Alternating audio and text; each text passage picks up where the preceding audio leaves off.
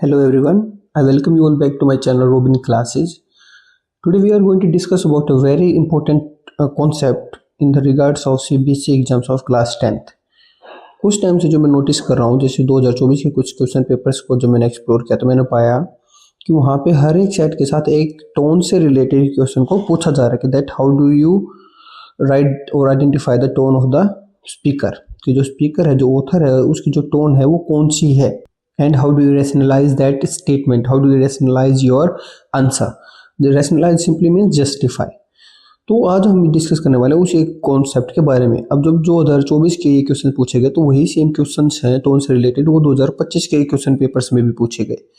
तो जहाँ तक मुझे उम्मीद है, जहाँ तक मुझे लग रहा है कि 90% चांसेज हैं कि सेम टोन से रिलेटेड एक क्वेश्चन अभी 2026 के जो पेपर्स होने वाले हैं फैब में, उनमें भी पूछे जा सकते हैं। तो आज एक नंबर को गेन करने के लिए हम इस कॉन्सेप्ट को सोल्व करने वाले हैं। मैंने इस वीडियो में सबसे जो इम्पोर्टेंट टोन्स हैं उनको पिक किया है, उनको हम डिस्कस करेंगे। जब हम उनको डिस्कस कर लेंगे तो एट द एंड मैंने उन क्वेश्चंस को भी यूज किया है जो कि पुराने क्वेश्चन पेपर्स में पूछे गए, तो हम उन क्वेश्चंस की टोन पता करेंगे कि क्या हमने जो आज पढ़ा है उनको हम इम्प्लीमेंट कर पा रहे हैं या इम्प्लीमेंट नहीं कर पा रहे हैं। तो बिना कुछ ज़्यादा देरी के स्टार्ट कर रहे हैं अपने आज के वीडियो के साथ। तो जो फर्स्ट हमारी आज की टोन होने वाली है वो टोन है इंफॉर्मेटिव टोन। इंफॉर्मेटिव टोन का सिंपल मतलब ये होता है कि that you are not aware of some information, by those lines you acquired some information, you got some facts. इसका मतलब है कि आपको कोई इन्फॉर्मेशन की नॉलेज या कोई इन्फॉर्मेशन आपको पता नहीं थी, लेकिन आपने कोई लाइन पढ़ी, कुछ स्टेटमेंट्स पढ़ी, उन स्टेटमेंट्स के वजह से, उन स्टेटमेंट्स के द्वारा आपको कुछ नई इन्फॉर्मेशन मिली, आपको लगा कि मुझे कोई आज नया फैक्ट सीखने को मिला। ऐसे हम टोन को बोलते हैं इंफॉर्मेटिव टोन। जैसे कि अब है the writer gives facts, data, information without personal opinions और इमोशन। तो जो राइटर होता है, जो ऑथर होता है ना, उसमें उसके खुद के पर्सनल ओपिनियंस नहीं होते हैं, उसमें उसके खुद के पर्सनल कोई इमोशंस नहीं होते हैं। वो बात कर रहा होता है एक इंफॉर्मेशन, डेटा या फैक्ट्स के ऊपर। अब अगर आप कभी भी कोई स्टेटमेंट पढ़ रहे हो, उसमें बोला जा रहा है कि दीज आर द फैक्ट्स या statistics are letting us know, और इट क्लियरली एक्सप्लेन्स या इट डिस्क्राइब्स और इट रिपोर्ट्स। तो अगर ये ऐसे कुछ वर्ड्स यूज किए तो भी आपको पता चल जाना चाहिए कि वो इंफॉर्मेटिव टोन है, राइट। आगे देखते हैं, जैसे कि हमें एक एग्जाम्पल मिला है यहाँ पे। तो एग्जाम्पल क्या बोल रहा है, water covers nearly 71% of the earth surface and is essential for all living organism. ठीक है, बोल रहा है कि जो वाटर है वो 71% ऑफ द अर्थ सरफेस को कवर करता है और वो काफ़ी हमारे लिए, लिविंग ऑर्गेनिजम्स के लिए एसेंशियल भी है, इंपॉर्टेंट भी है, राइट। तो ये क्या है, एक फैक्ट। ये क्या है, एक फैक्ट जो हमें यहाँ बताया गया है। अगर एक फैक्ट है या हमसे ये एक इंफॉर्मेशन शेयर की जा रही है तो हम ऐसे टोन को बोल देंगे इंफॉर्मेटिव टोन। क्या बोल देंगे, इंफॉर्मेटिव टोन। ऐसे जो टोन्स होते हैं उनको हम बोल देते हैं इंफॉर्मेटिव टोन्स, ठीक है। अगर हम इसको बोलना चाहें तो हम इस टोन को बोल सकते हैं objective tone. Objective tone, objective tone के साथ साथ हम इसको बोल सकते हैं फॉर्मल टोन। तो जो फॉर्मल टोन होती है, फॉर्मल टोन भी हमेशा क्या बताएगी आपको कि फॉर्मल टोन में जो ऑथर होता है वो काफ़ी respectful and official style of language को यूज करता है। उसमें भी उसकी कोई पर्सनल फीलिंग्स नहीं होती हैं, उसमें कोई उसके कैजुअल एक्सप्रेशंस नहीं होते हैं, वो भी एक स्टाइलिश और काफ़ी एक ऑफिशियल लैंग्वेज को यूज कर रहा होता है, ठीक है। ऐसे ऑब्जेक्टिव टोन का जो मतलब होता है वो यही होता है कि जो ऑथर है वो फैक्ट्स, डेटा या इन्फॉर्मेशन के आधार पर बात कर रहा होता है, राइट। तो अगर आपको कभी भी ऐसा लगे कि हमें कोई इन्फॉर्मेशन नहीं मिली है तो तुम उसको बोलो इंफॉर्मेटिव टोन। इस वीडियो के एंड में मैं आपको वो भी बताने वाला हूँ कि अगर आपको कोई समझ नहीं आ रहा है कि मैं इसमें कौन सी टोन करूँ तो आपको क्या लिख के आना है, ठीक है। तो भी मैं आपको एक ट्रिक दूंगा कि आपको अगर नहीं समझ में आ रहा है कि ये कौन सी टोन है और मुझे क्या करना चाहिए, देन आपको ये भी बताऊंगा कि आपको कौन सी टोन लिख देनी है जिससे आपको एक नंबर मिल जाएगा, ठीक है। आज की हमारी जो सेकंड टोन है उसके बारे में हम बात कर लेते हैं। जो हमारी सेकंड टोन है वो है अप्रिसिएटिव टोन। अप्रिसिएटिव टोन से ही हमें पता लग रहा है, वर्ड से ही, कि उसमें किसी चीज़ का अप्रिसिएशन होगा। जो ऑथर है वो किसी चीज़ को एडमायर कर रहा होगा या किसी चीज़ को प्रेज कर रहा होगा, ठीक है। जैसे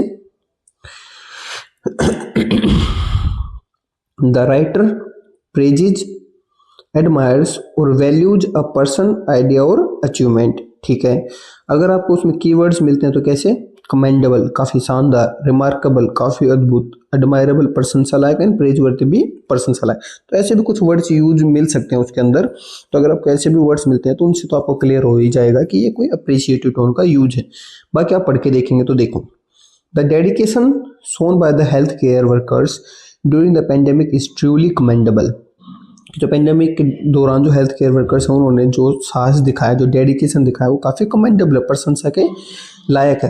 तो आपको जब पढ़ा ना तो आपको ऐसा पता चल जाएगा कि भाई किसी की कोई अप्रिसिएशन, किसी की कोई प्रशंसा हो रही है। अगर ऐसा आपको लग रहा है ना, आप उसको किस कैटेगरी में रख देंगे, अप्रिशिएटिव टोन, कि किसी की कोई प्रशंसा की जा रही है, राइट। एक टोन जो होती है जिसमें है ना हमें कई बार इंस्पायर करने की कोशिश की जाती है, ऐसी टोन को हम बोलते हैं ना, हम बोलते हैं उसको इंस्पिरेशनल टोन। वो टोन होती है हमारी, उसको बोलते हैं हम इंस्पायरेशनल टोन, ठीक है ना, जो आपको इंस्पायर कर रही होती है, ऐसी टोन को इंस्पिरेशनल टोन, राइट। तो एक वो भी टोन होती है, तो उसका भी थोड़ा सा आप ध्यान रखें, अप्रिशिएटिव और इंस्पायर करने वाली टोन, इंस्पिरेशनल टोन और अप्रिशिएटिव टोन, राइट। तो जब भी आपको प्रशंसा हो, लग रहा है कि किसी की प्रशंसा की जा रही है, या कोई आपको ऐसा लगे कि उसको पढ़ के आपको ना थोड़ा इंस्पायरिंग फील हो रहा है, किसी की बायोग्राफी है, कोई ऑटोबायोग्राफी का पढ़ के अगर आपको लग रहा है ना कि इससे मुझे थोड़ा इंस्पायरिंग फील हो रहा है कि मैं भी कुछ कर सकता हूँ लाइफ में, तो ऐसी टोन को हम बोल देंगे इंस्पायरेशनल टोन। डन। तो जो हमारी आज की थर्ड होने वाली है टोन, वो है हमारी असर्टिव टोन। असर्टिव टोन क्या दिखाती है, the writer expresses ideas confidently and strongly without aggression. उसमें जो होता है ऑथर, वो बिना कोई अग्रेशन के, वो अपनी जो बात होती है, जो अपने आइडियाज होते हैं, जो अपने थॉट्स होते हैं, उनको वो कॉन्फिडेंटली फॉरवर्ड करता है। उनको the author puts forward the statement confidently and strongly. तो उसमें जैसे कुछ वर्ड्स अगर मिलते हैं, स्ट्रॉन्ग स्टेटमेंट्स, कॉन्फिडेंस, सर्टेनिटी, तो ऐसे वर्ड्स का अगर आपको लगते हैं तो आपको पता चल जाए कि एक असर्टिव। असर्टिव का मतलब क्या होता है, जैसे हमारे पास असर्टिव सेंटेंसेज होते हैं। असर्टिव का मतलब असर्ट करना, जोर डाल के किसी बात को बोलना। असर्ट का मतलब हो जाता है किसी बात को जोर डाल के बोलना। जैसे every citizen must take responsibility for protecting the environment. अब कोई इस बात पे जोर डाल के, जोर डालने के लिए देखो उन्होंने एक मॉडल भी यूज किया यहाँ पे, मस्ट। तो वो रहा कि सभी सिटीजन हैं उनको रिस्पॉन्सिबिलिटी ले लेनी चाहिए एनवायरनमेंट को प्रोटेक्ट करने का। तो वो अपनी बात पे जोर डाल के कॉन्फिडेंटली वो बोल रहा है, इसमें कोई एग्रेशन नहीं है, वो एक सजेशन दे रहा है, एक सलाह दे रहा है। तो अगर आपको ऐसी टोन दिखाई दे रही है जिसमें वो कोई किसी को मोटिवेट करने की कोशिश कर रहा है, या अपनी बात पे जोर डाल के बताने की कोशिश कर रहा है कि ऐसा होना चाहिए, तो ऐसी टोन को हम कैटेगरी में डाल देंगे असर्टिव टोन। बढ़ते हैं नेक्स्ट टोन के बारे में। नेक्स्ट टोन हमारी वो है मैटर ऑफ फैक्ट। तो ये भी किसी फैक्ट्स के बारे में बात हो रही होगी, या किसी बात को बता रहा होगा बिना उसको एग्जेजरेट किए। तो क्या बोल रहा है, the writer states things plainly and directly without emotions और एग्जेजरेशन। ना उसमें कोई एग्जेजरेशन होता है, ना उसमें कोई इमोशंस होता है। कोई बात हुई है, कोई फैक्ट है, वो बस उस फैक्ट को बताता है, ठीक है। कोई है फैक्ट, तो राइटर बस उस फैक्ट को बताता है, उसमें कोई इमोशंस, एग्जेजरेशन कुछ नहीं, जैसे बात है वैसे की वैसे। Matter of fact is simple and straightforward. Objective focus is on neutrality. जैसे the train arrived late due to heavy rainfall. अब उसमें वो क्या बोल रहा है, कोई मैटर ऑफ फैक्ट क्या है कि ट्रेन अराइव्ड लेट, उसके लेट आने का जो फैक्ट है, उसके लेट आने का जो रीजन है वो क्या है, ड्यू टू हैवी रेन। तो मैटर ऑफ फैक्ट वो जहाँ पे आपको ये पता लगे कि, तो इसमें क्या होता है कि जैसे मान लो कोई एक्शन हुआ, कोई काम हुआ, और हम ये बता रहे हैं कि उसके पीछे का जो रीजन है या जो उसका कोज है वो क्या है, ठीक है। अगर आप पढ़ रहे हो कुछ ऐसा, many of the people were killed there due to their negligence, तो उस टोन को हम किस में डालेंगे, मैटर ऑफ फैक्ट, ठीक है। मैटर ऑफ फैक्ट मतलब उसको उनका ऐसा होने का कारण क्या था, उनकी नेग्लिजेंस, ठीक है। दे वर केयरलेस और दे वर oblivious of their surroundings and just because of that incident took place, right। ऐसे स्टेटमेंट को हम डाल देंगे मैटर ऑफ फैक्ट। कोई आप फैक्ट बता रहे हो कि कोई काम हुआ तो वो किस वजह से हुआ। आज की जो हमारी फिफ्थ टोन है वो है पॉजिटिव टोन। पॉजिटिव का मतलब क्या होता है, पॉजिटिव को हम एक टोन में और यूज कर सकते हैं जिसको हम बोलते हैं optimistic. Optimistic tone. Optimistic tone का जो मतलब होता है ना, वो होता है कि that you are very hopeful और you are very positive about future, ठीक है। तो ऐसी चीज़ों में हम ऑप्टिमिस्टिक या पॉजिटिव टोन का यूज करते हैं। The writer shows hope confidence and encouragement, कुछ वर्ड्स जैसे मिल जाएं आपको, होपफुल, एनकरेजिंग, कॉन्फिडेंट या जुबिलियंट, चीयरफुल, हैप्पी, तो ऐसे वर्ड्स में हम डाल देंगे positive. With continued efforts the country can overcome it's economic challenges, तो मतलब जो ऑथर है अब वो फ्यूचर को लेके पॉजिटिव है, अगर वो फ्यूचर के लेके पॉजिटिव है तो हम ऐसी टोन को डाल देंगे वो पॉजिटिव टोन या फिर ऑप्टिमिस्टिक टोन। डन। नेक्स्ट है हमारी जस्टिफाइंग टोन। जस्टिफाइंग टोन से मतलब पता चल रहा है कि कोई चीज़ को जस्टिफाई करने की कोशिश की जा रही है। जो जस्टिफाइंग टोन होती है ना वो हमारी मैटर ऑफ फैक्ट टोन जो होती है उससे रिलेटेड ही होती है। जैसे द राइटर डिफेंड्स और explains why something is right और नेसेसरी, वो ये बताने की कोशिश करता है इस टोन में ऑथर कि कोई काम क्यों किया जाना चाहिए, कोई काम करने की जरूरत क्यों है। ठीक है, अब जैसे देखो उसमें अगर आपको वर्ड्स मिल रहे हैं बिकॉज, देयरफॉर, जस्टिफाइड, नेसेसरी, तो आपको ये समझने की जरूरत है कि वो जो टोन की बात हो रही है वो है जस्टिफाइंग टोन, किसी बात को जस्टिफाई किया जा रहा है। जैसे द लॉकडाउन वॉज नेसेसरी, अब ये बताने की जरूरत, ये हमारी स्टेटमेंट है, the lockdown was necessary, lockdown जरूरी था, अब उसको जस्टिफाई किया जा रहा है क्यों जरूरी था वो ये बताने के लिए देखो, to control the rapid spread of the virus, lockdown जरूरी था क्योंकि हमें जो रैपिड वायरस हो रहा था, रैपिडली वो फैल रहा था, उसको कंट्रोल करने की जरूरत थी। तो ऐसी बात जिसको जस्टिफाई किया जा रहा हो ऐसी जगह पे हम यूज करेंगे जस्टिफाइंग टोन। क्लियर। बढ़ते हैं अगली टोन के साथ। अगली टोन है हमारी पेसिमिस्टिक टोन। जैसे अभी हमने पढ़ा ना ऑप्टिमिस्टिक और पॉजिटिव टोन, वहीं पे हमारी आ जाते हैं पेसिमिस्टिक। पेसिमिज्म का मतलब होता है कोई पर्सन है जो सिचुएशन को या किसी चीज को लेके नेगेटिव है, जो मान के चल रहा है कि अब कोई सुधार हो नहीं सकता है। The writer expresses hopelessness, negativity, lack of confidence about the future, suggesting that the situation is unlikely to improve. उसका मानना होता है कि अब कोई सुधार नहीं हो सकता है, अब चाहे आप कुछ करो, nothing is going to help you to improve anything. अब जैसे if the current environmental damage continues future generations में inherit a planet beyond repair. तो अगर आपको पढ़ा आपने तो पढ़ते आपको लगा कि कोई नेगेटिव बात हो रही है उसमें, कि जो बात हो रही है वो नेगेटिव कोनोटेशन है, उसका इम्प्लीकेशन है वो नेगेटिव है, अगर नेगेटिव इम्प्लीकेशन है then put it into the pessimistic tone. ठीक है, जैसे कि मान लो मैं बोल रहा हूँ it's too late now to do anything about this situation, तो वो हमें क्या पता लग रहा है कि अब काफ़ी लेट हो गया है इस सिचुएशन के बारे में कुछ करने का, अब आप इस सिचुएशन के लिए कुछ नहीं कर सकते, तो काफ़ी लेट हो गया है। ठीक है, तो हमें पता लग रहा है कि वो सिचुएशन है या वो जो ऑथर बोल रहा है वो नेगेटिव हो रखा है। अगर नेगेटिव है then put it into the category of pessimistic tone. अगली टोन है वो हमारी है क्रिटिकल टोन। क्रिटिकल टोन से पता चल रहा है हमारा कि something is being criticize. Criticize, किसी चीज को क्रिटिसाइज किया जा रहा है, मतलब किसी के ऊपर कोई निंदा जताई जा रही है, किसी को ब्लेम किया जा रहा है, किसी के ऊपर गुस्सा जताया जा रहा है। ठीक है, ऐसी टोन को बोलते हैं critical tone. The writer points out faults, कमियां निकालता है, वीकनेसेस और प्रॉब्लम्स इन ए सीरियस और analytical manner. Critical doesn't mean being angry, उसका मतलब ये नहीं है कि वो जो ऑथर है वो एंग्री है, ना वो निंदा कर रहा है। जैसे हमारे जो मूवीज वगैरह होते हैं ना उनके क्रिटिक्स होते हैं। क्रिटिक्स का मतलब क्या होता है, वो ये बताते हैं मूवीज के बारे में, मूवी देखने लायक है, मूवीज देखने लायक नहीं है। जो उसके क्रिटिक्स होते हैं ना, जैसे उनको स्टार्स मिलते हैं, IMDb पे स्टार्स मिलते हैं 5 स्टार, 8 स्टार, 9 स्टार ऐसे, तो क्रिटिक्स ही उसके बारे में वो बता रहे होते हैं। कोई बुक होती है उसके लिए भी क्रिटिक्स होते हैं, वो ये बताते हैं रिव्यू वगैरह में कि कैसी वो बुक है, पढ़ने लायक है या पढ़ने लायक नहीं है। ठीक है, अब जैसे critical logical analysis, highlighting drawbacks, keywords to identify क्या है वो देखेंगे। अब जो है क्रिटिकल क्या बोलती है, लॉजिकल है, वो लॉजिकल एक एनालिसिस करती है और जो भी उसमें कमियां हैं उनको हाईलाइट करती है। अगर आपको वर्ड्स मिलते हैं flaws, lakhs, failure, ineffective, poor, इनएडिक्वेट, तो आप समझ जाए कि ये एक क्रिटिकल टोन है, किसी चीज को क्रिटिसाइज किया जा रहा है। जैसे despite numerous policies the education system continues to ignore the needs of rural students, कि काफ़ी पॉलिसीज के बाद भी जो एजुकेशन सिस्टम है वो रूरल स्टूडेंट्स की जो नीड है उसको इग्नोर किया जा रहा है, उसको इग्नोर, उनकी नीड्स है, उनकी नीड्स को इग्नोर किया जा रहा है।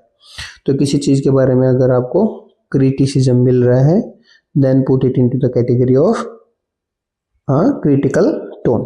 ठीक है, तो इसको हम बोल देंगे कि ये क्रिटिकल टोन है क्योंकि हम किसी चीज़ की निंदा दिखा रहे हैं।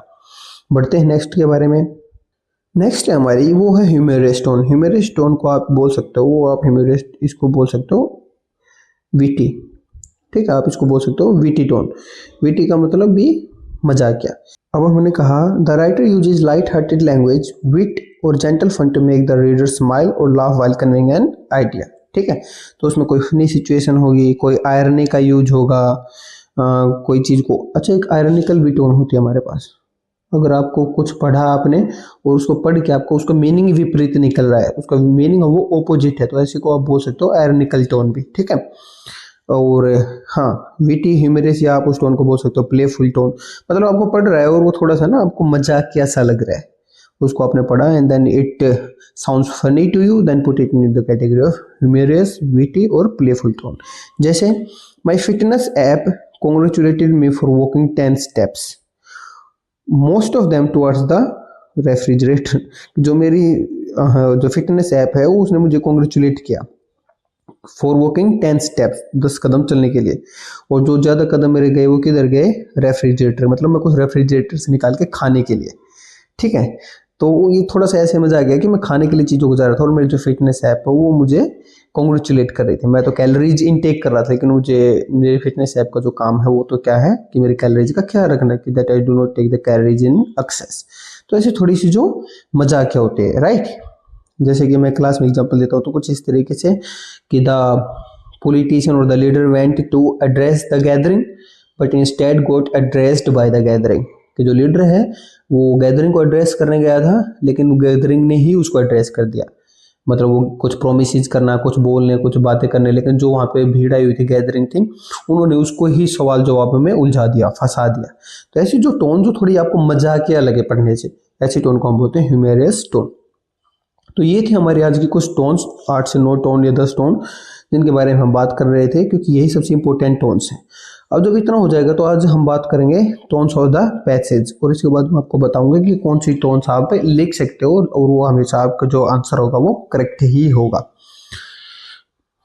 तो ये हमारे कुछ पैसेज हैं जिसके आज हम टोन के बारे में अब बात करेंगे। तो ये है saffron the spice. Saffron spice के बारे में ये है, ये 2025 का एक क्वेश्चन पेपर है, सेट है उसका, ये जैसे कि 211, ये जो 211 2025 का सेट है उसका ये क्वेश्चन है। तो उसमें क्या है, what is the tone of the writer in the given lines, rationalize your response in about 40 words. Rationalize का मतलब हो गया कि आप जो आपने टोन बताई है उसको जस्टिफाई भी करो कि आपने ये टोन क्यों कही है। ठीक है, तो इसको मैं देखूं, अब हम इसको पढ़ते हैं। तो क्या है, saffron is being used since ages in various foods made for the royals and the elite as it contains medicinal properties।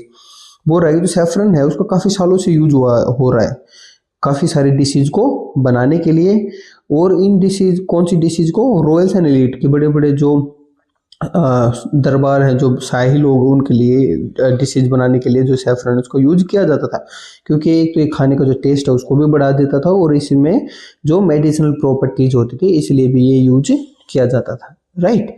तो ये है। अब मान लो जब हमने इसको पढ़ा, क्या आपको ये मजाकिया लगी, क्या आपको इसमें लगा कि कोई नेगेटिव बात है, कोई पॉजिटिव बात है, क्या आपको इसमें लगा कोई फैक्ट्स है, ठीक है, अगर आपको लग रहा है इसमें कोई फैक्ट है, या आपको लगा कि कोई रीजन को जस्टिफाई किया जा रहा है, ठीक है, या आपको लगा कि कोई किसी चीज़ को क्रिटिसाइज किया जा रहा है, नहीं। जब हम इसको पढ़ते हैं तो हमें कोई इन्फॉर्मेशन मिलती है, हमें कोई फैक्ट्स पता चलते हैं, ठीक है, कि जिस सैफरन को काफ़ी सालों से यूज किया जाता था और उसको ऐसे डिशेज को बनाने में यूज किया जाता था जो बड़े बड़े लोगों को सर्व की जाती थी, क्योंकि इसमें एक मेडिसिनल प्रॉपर्टीज होती थी।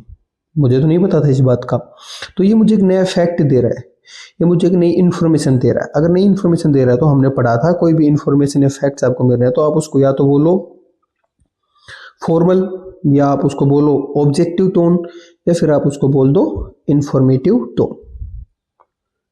तो जो मैं इसको बोलना चाहूँगा, मैं तो इसको बोलना चाहूँगा कि ये जो हमारी टोन है ये है इंफॉर्मेटिव टोन, ठीक है। इसको कहीं ना कहीं एडमायर भी कर रहे हैं सैफरन को, हम ये बता रहे हैं कि जो सैफरन है उसमें मेडिसिनल प्रॉपर्टीज भी होती हैं, तो हम जब इसको एडमायर करें तो हम इसको बोल सकते हैं अप्रिशिएटिव टोन। तो अब इसको हम जब रैशनलाइज करेंगे ना, तो हम इसको इसी तरीके से रैशनलाइज करेंगे। अब रैशनलाइज करेंगे तो कैसे करेंगे, हम करेंगे from the given lines it is totally evident the tone is used through out the statement and the lines is informative tone, as it giving us some facts or the information about saffron, that how it was being used, right? ये आप इसको बोल सकते हो, this is the from the given lines we come to know that the tone of the author is appreciative, as it is letting us know that how saffron was being used for the royal dishes and how it contains the medicinal properties which helps our body to be healthy. ठीक है, ऐसे हम इसको rationalise कर देंगे या इसको justify कर देंगे। अब अगर आप इंफॉर्मेटिव लिखेंगे तो भी ठीक, आप अप्रिशिएटिव लिखेंगे तो भी ठीक, आप लिख रहे हो फॉर्मल या ऑब्जेक्टिव तो भी ठीक। डन। तो ऐसे हम इस क्वेश्चन को रैशनलाइज कर सकते हैं। देखते हैं अपना अगला क्वेश्चन। अगला क्वेश्चन है वो देख लेते हैं। अब हमारा जो अगला क्वेश्चन है वो है ये, हमारा जो अगला क्वेश्चन है वो है what is the tone of the writer in the given lines from paragraph 5, rationalize your response in about 40 words. क्या बोल रहा है? Cinnamon is a spice that has been prized for its medicinal properties for thousands of year. अब बस वही cinnamon के लिए वो प्रशंसा कर रहा है, उसको अप्रिशिएट कर रहा है। Then again make it appreciative, हमें देखने की भी जरूरत नहीं, उसकी बढ़ाई की जा रही है। Then make it appreciative. दूसरा हमें क्या है, इसके बारे में इंफॉर्मेशन भी मिल रही है। अगर इंफॉर्मेशन भी मिल रही है then make it informative as well, कि ये इंफॉर्मेटिव टोन है हमारी, या आप इसको बोल दो फैक्चुअल टोन, या आप इसको बोल दो ऑब्जेक्टिव टोन, या इसको आप फिर से बोल सकते हो फॉर्मल टोन। ठीक है, इनमें से कुछ भी। और सेम तरीके से हम इसको फिर जस्टिफाई भी कर देंगे, राइट, अपने पैराग्राफ 5 से। क्लियर है? आप साथ साथ में ये भी देख सकते हो कि कौन सी क्वेश्चन पेपर से ये है। जैसे 2025 के 241 सेट से ये क्वेश्चन लिया गया है। ठीक है, अब आप देखिए हमारे पास जो क्वेश्चन है वो है complete the sentence with correct response. The writer's tone in the passage is, the writer's tone in the passage is, मतलब जो पूरा हमारा जो पैसेज है उसमें राइटर की टोन क्या है, हमें ये पता करना है। अब कि पूरे जो पैसेज में राइटर ने जो टोन यूज की है वो कौन सी टोन को यूज किया है। क्लियर? ये हमें देखना है। अब इसको अगर हमें पहचानना है तो फिर हमें पढ़ना पड़ेगा पूरा का पूरा एक पैसेज। डन। तो पूरे पैसेज को अगर हम देखें, अब जब मैं इस पैसेज को पढ़ रहा हूँ ना तो मुझे यहाँ पे जो कुछ की पॉइंट्स मिल रहे हैं। जैसे की पॉइंट्स मैंने देखा यूनिसेफ रिपोर्ट्स। अब तब हमने पढ़ा था अगर कहीं पे ऐसे कुछ है, रिपोर्ट्स है, एक्सप्लेन्स है, डिस्क्राइब्स है, तो ऐसी टोन को हम किस टोन में डाल देते हैं? ऑब्जेक्टिव टोन, या हम ऐसी टोन को डाल देते हैं फॉर्मल में। अब वो क्या कर रहा है, हमें फैक्ट्स बता रहा है, इन्फॉर्मेशन दे रहा है, तो हम इसको चाहें तो हम इस टोन को इन्फॉर्मेटिव टोन में भी डाल सकते हैं, फॉर्मल में भी डाल देते हैं। दूसरा, ये हमें कोई फैक्ट बता रहा है। ठीक है, तो अगर ये फैक्ट बता रहा है तो उसके लिए हम इसको मैटर ऑफ फैक्ट भी बोल सकते हैं। तो अगर मैं चाहूँगा तो मैं तो इसको जो देना चाहूँगा, मैं इसको देना चाहूँगा फॉर्मल टोन। मैं बोलूँगा इसको कि दिस इज द फॉर्मल, या फिर मैं इसको बोलूँगा ऑब्जेक्टिव टोन। चाहूँ तो मैं इसको बोल सकता हूँ this is the informative tone, क्योंकि हमें एक इन्फॉर्मेशन प्रोवाइड कराई जा रही है। तो या बोलो इसको इन्फॉर्मेटिव, या बोलो ऑब्जेक्टिव, या बोलो आप इसको फॉर्मल टोन। डन। ठीक है, और इसमें अब हमें देखो ये पाओगे ना कि हमें अपनी जो टोन है, अब हमें जो अपनी टोन है उसको रैशनलाइज करने की जरूरत नहीं है। रैशनलाइज करने की क्यों जरूरत नहीं? क्योंकि हमसे रैशनलाइजेशन के लिए पूछा भी नहीं गया है। उन्होंने सिर्फ कहा कि टोन बताओ, तो हम क्या लिख देंगे? The writers tone in the passage is objective, formal और इंफॉर्मेटिव। ठीक है, तो हम इसको ऐसा करेंगे और छोड़ देंगे। बढ़ते हैं अपने अगले पैसेज की तरफ। अगला जो हमारा पैसेज है ये है 2024 के किसी क्वेश्चन पेपर का ये पैसेज है और क्वेश्चन है। ठीक, अब जो ये हमारा क्वेश्चन है ना, 4th क्वेश्चन, इसको देख लेते हैं। इसमें क्या बोला जा रहा है कि हमें रैशनलाइज करना है और टोन बतानी है। और क्वेश्चन हमारे पास है, स्टेटमेंट है वो cultural diversity is an asset. जो कल्चरल डाइवर्सिटी है वो एक एसेट है। तो जब मैंने इसको पढ़ा ना कि कल्चरल डाइवर्सिटी एक एसेट है, तो मुझे एक चीज तो सबसे पहले पता लगी, वो क्या, कि इसको अप्रिशिएट किया जा रहा है। इसको अप्रिशिएट किया जा रहा है, अप्रिशिएट किया जा रहा है। तो मैं एक तो इसकी टोन है वो डाल दूंगा अप्रिशिएटिव। ठीक है, अप्रिशिएटिव में फिर जैसे कि cultural diversity is very important for us, कुछ ऐसा करके, तो मैं तो डाल दूंगा इसको अप्रिशिएटिव में। तो अप्रिशिएटिव का मतलब कि उस चीज़ को अप्रिशिएट किया जा रहा है कि जो कल्चरल डाइवर्सिटी है, और उस कल्चरल डाइवर्सिटी को तो हमारी जो कंट्री है इंडिया, उसमें रियली एडमायर किया जाता है। कि जो लोग हैं वो अलग अलग कल्चर से आते हैं, लेकिन they still are surviving together, they still are thinking of each other very highly. तो ये इसको हम ऐसा चाहें तो हम उसको अप्रिशिएटिव में डाल देंगे। दूसरा, जब इसको पढ़ रहे हैं तो हमें लग रहा है कि कोई ऑप्टिमिस्टिक बात बताई जा रही है, कोई पॉजिटिव चीज़ के बारे में बात हो रहा है, तो हम इसको पॉजिटिव टोन में डाल देंगे। दूसरा हो सकता है ये हमें एक फैक्ट बताने की कोशिश कर रहा है कि एक फैक्ट है, एक सच्चाई ये है, तो हम उसको चाहें तो हम उसको इन्फॉर्मेटिव टोन में भी डाल सकते हैं। अगर आपको लग रही है कि कोई दूसरी टोन भी हो सकती है, किसी दूसरी टोन का भी यहाँ यूज किया जा सकता है, तो आप अपने रिस्पॉन्स को कमेंट सेक्शन में जरूर छोड़ें। वहाँ से भी मैं आपके उस आंसर को कंफर्म कर दूंगा कि हाँ ऐसा हो सकता है, ऐसा नहीं हो सकता है, राइट। अगर आपका कोई अलग टोन आप इसके बारे में यूज करना चाहते हैं तो। अगला जो क्वेश्चन है वो देखते हैं, वो लिया गया है सेट 221 ऑफ 2024 के किसी क्वेश्चन पेपर से। देखते हैं जो सेकंड क्वेश्चन है वो, what is the tone of the writer in the given lines from paragraph 4? Rationalize your response in about 40 words. However, thanks to increased demand, more experienced energy developers, competitive supply chains, improved renewable technologies, and enhanced energy efficiency capability, that's no longer the case.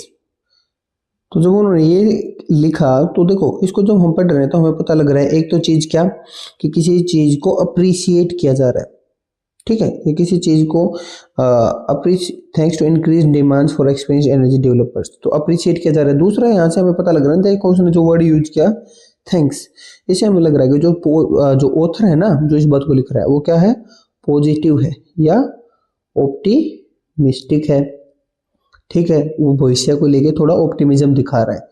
Then या वो उसके लिए जो लोग हैं या जो भी जो डेवलपर्स वगैरह उनको एनकरेज करने की कोशिश कर रहा है। थैंक्स से क्या कर रहा है, एनकरेज। अगर वो एनकरेज करने की कोशिश कर रहा है तो ऐसी टोन को हम एनकरेजिंग टोन भी बोल सकते हैं। तो या तो हम इसको बोले ऑप्टिमिस्टिक टोन, या हम इसको बोले एनकरेजिंग, या हो सकता है हम इसको बोल दें अप्रिसिएटिव टोन, ठीक है। तो अगर हम इसको बोल रहे हैं ऑप्टिमिस्टिक, तो हम क्या बोल रहे हैं कि जो ऑथर है वो होपफुल है किस चीज़ के लिए, for the alternative energy sources जो कि यूज किए जा रहे हैं उसके लिए, ठीक। अगर हम अप्रिशिएटिव बोले तो वो जो डेवलपर्स हैं जो उनकी हेल्प कर रहे हैं उस चीज़ में, जो इम्प्रूवमेंट में रिन्यूएबल टेक्नोलॉजीज को लेके, तो उनको वो अप्रिशिएट करने की कोशिश कर रहा है, ठीक है, या लोगों को एनकरेज करने की कोशिश कर रहा है। डन। तो या हम इसको बोले ऑप्टिमिस्टिक या एनकरेजिंग, या फिर हम इसको बोल सकते हैं कि अप्रिशिएटिव। तो देख लेते हैं अपना अगला क्वेश्चन। अब जो अपना अगला क्वेश्चन है ना वो है सेकंड, क्या है कि टोन बताओ और उसको रैशनलाइज करो। क्या स्टेटमेंट है, it transformed the modern age so much that life without plastic is unrecognisable today. तो ये हमें बताना है कि जो मॉडर्न एज, मतलब इसने मॉडर्न एज को इतना ट्रांसफॉर्म कर दिया है कि अब प्लास्टिक के बिना तो कुछ रिकग्नाइजेबल है नहीं, मतलब कुछ चीज़ है वो मुमकिन है नहीं, अब प्लास्टिक का तो काफ़ी ज़्यादा यूज हो रहा है, ठीक है, कुछ ऐसे सा वो बताया जा रहा है। तो अब ये क्वेश्चन है, ये मैं आपके लिए छोड़ रहा हूँ। इस क्वेश्चन का जो आंसर है वो आप कमेंट सेक्शन में जरूर डालें कि आपको क्या लग रहा है कि कौन सी टोन का यहाँ पे यूज किया जा रहा है। वहाँ पे मैं जरूर कोशिश करूँ कि मैं आपको रिप्लाई दे पाऊँ, ठीक है। और फिर आपको उसको रैशनलाइज भी करना है। देखो ये 2 नंबर के लिए ना, तो 1 मार्क आपको मिलेगा, 1 मार्क मिलेगा आपको टोन बताने के लिए, और आपको 1 मार्क मिलेगा उसको रैशनलाइज करने के लिए, ठीक है, ये ऐसे चलेगा। तो ये हमारे क्वेश्चन से कुछ मैंने जो टोन्स को लेके उठाए थे, आई होप समझा पाऊंगा, आई होप आपकी कुछ मदद कर पाऊंगा इस वीडियो के थ्रू।